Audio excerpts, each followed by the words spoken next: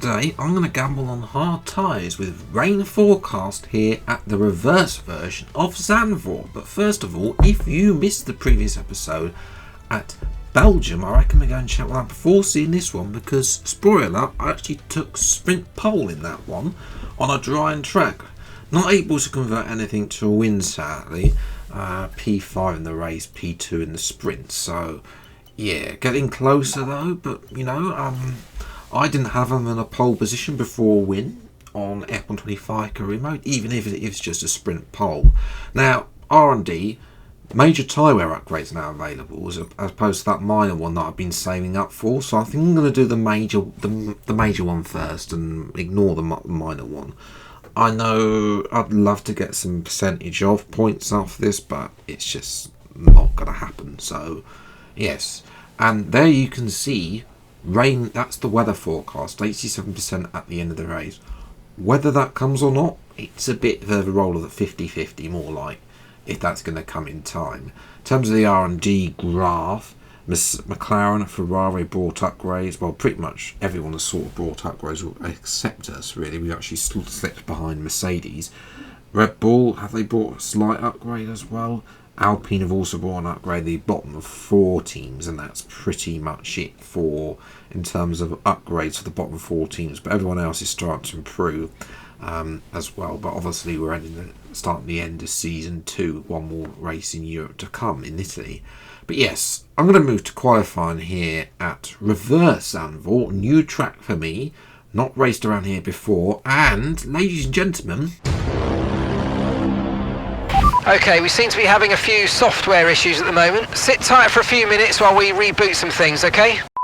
Ignoring that little technical fault, first lap was only good enough for P15. Zandvoort is not a great track for me the forwards way, and I don't think this is going to be a great track for me the reverse way either. I'm only actually slightly down as we go through this corner, which is always dreadful going forwards. Then that corner, which is better going backwards than forwards, really, into the, well, technically it's the second DRS zone, but I mean, nothing ever comes really.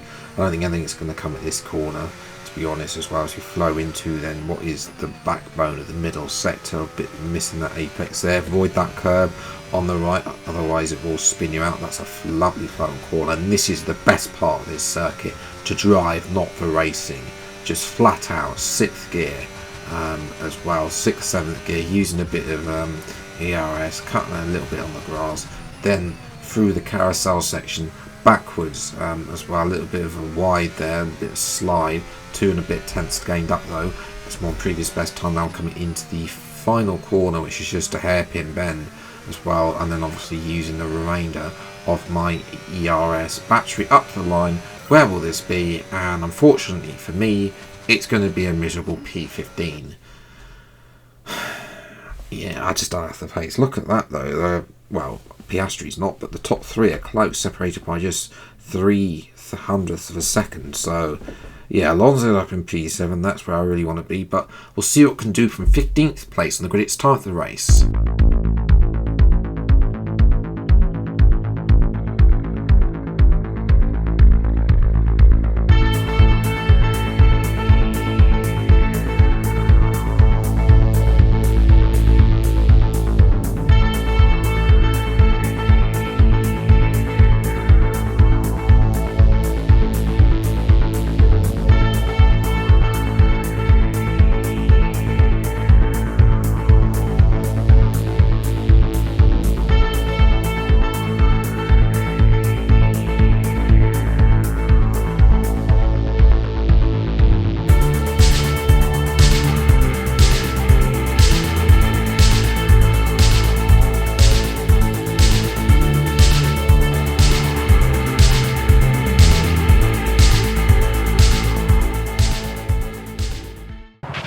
We're not in the best position to get another points finish, so try and use the first lap to your advantage and make up places. Yeah, I'm going to gamble. That rain has to come to save me. I don't believe I have any pace around this track whatsoever. So I think the hards are going to be my best bet. I know how harsh the tyre wear is on F125. If the rain doesn't come, then we'll maybe look at softs or medium, depending on what I think is going to be better. 5 red lights then for the Dutch Grand Prix in reverse in Zandvoort, and away we go. It's a okay start because of the fact it's the hard tyre.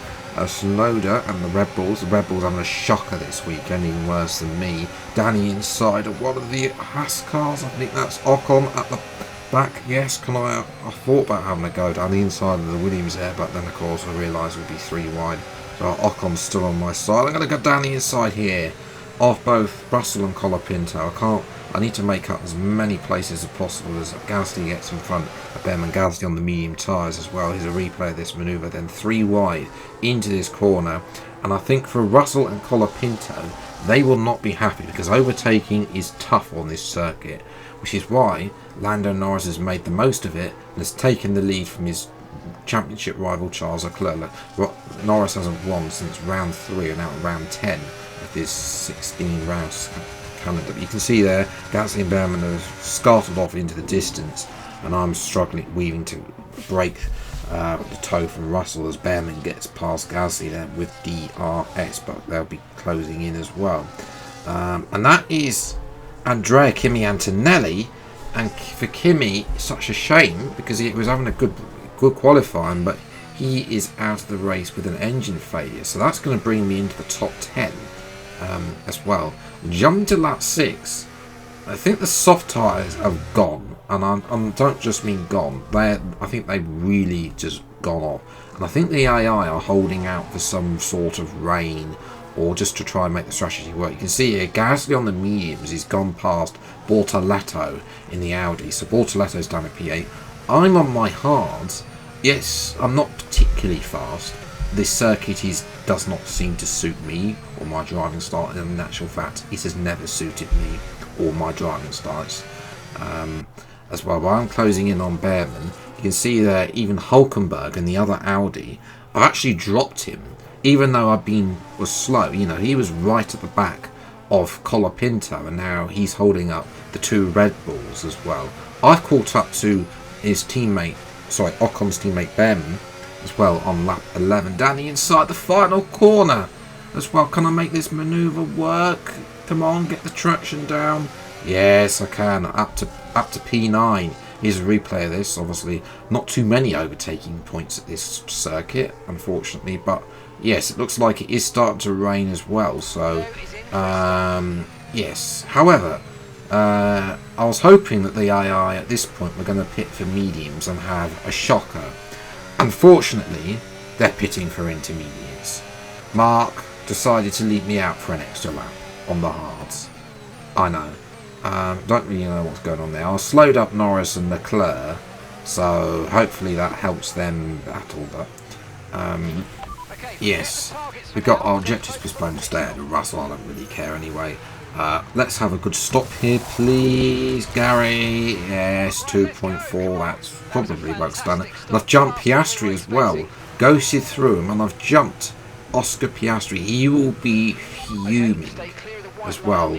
And somehow, just like that, Bortoleto is nowhere, Behrman is nowhere, and I've frauded a P7. I'm going to fraud a P6 in a minute because Gasly in his dustbin is not set up for wet weather as well. A little bit more drag on this Aston has worked a treat here, and I'm able to make that manoeuvre Danny inside as a replay then. So obviously getting the better traction than Gasly, then obviously just sent it up the inside of the corner. No need to really think of anything there. That's why you don't really see anything going the other way. And that was pretty much it. It was such a boring race here at Reverse. I thought we will not be coming back here again. There was pretty much nothing happened in terms of overtaking between the AI. There was nothing pretty much since once DRS got removed. But yeah, I've frauded a P6. If it was dry for the entire race, I do not think I would have been P6. The pace was not there. I think the AI would have pit earlier, potentially for hards from the soft tyres. I don't think they would have been on the soft tyres for so long, even though they were starting to fade after 6 laps. But yes, that was a good strategy with the hards to make the most of it. In the end, 15th, I was 15 seconds behind Hamilton, just showed how slow I was. 14.7 was my fastest lap. it was not great, to be honest, as well. I mean, it could have been worse. P6 is actually a fantastic result, considering the fact I was awful in this race. And, you know, that keeps me in check with the race for the top three. It's effectively, the championship is between Norris and Leclerc. Leclerc had his gap widened to 27 points. After Norris claimed victory, Leclerc could only finish P2. So that championship battle is on between those two. And obviously we're just fighting for best of the rest P3, which P3 and Aston Martin I think would be fantastic. We can also get P3 in the constructors if we get a move on, but Williams are paying, Mercedes are there too. Haas are coming for Red Bull in terms of the constructors. Red Bull could finish P7. They do not look, that Red Bull car does not look good. You know, past 3 rounds, they've scored 1 point between both Tsunoda and Sainz. In actual fact, the past 5 rounds, they scored 3 points between them there. So that is not great.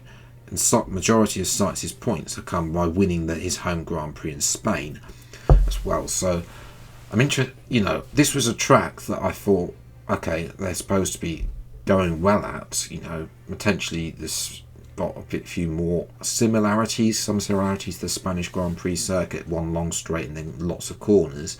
But no, they just looked, they were dreadful here. So Red Bull have got a lot of work to do.